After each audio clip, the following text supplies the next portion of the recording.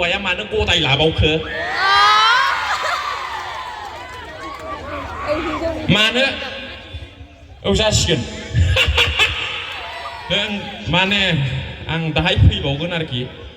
थारमाने बिदि जायो गोजोननाया नों बैयावसो थायो जाय मानसिनाव ओरैबायदि गोजोननाया थायो जाय मानसिया गावनि गोसोखौ हमथानानै सोलिनो हायो बे बुहुमाव बेनावसो जोबथा गोजोननाया थायो आंखौ मिथिबाय गावनि गोसोखौ हमथानोब्ला मा खालामनांगोन फरायनांगोन एमए पासआ खाराखै दे एमएससि एमकम पासआ खाराखै सोर खारदों 800नि सखियाव उन्दुग्राफ्रासो खारदों मिथिबाय जायनि बिसिनाया मोजां नङा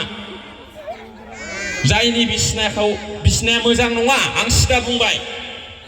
सोरबा मास्टारनि हिनजाव सोरबा प्रफेसारनि हिनजावा खाराखैथ'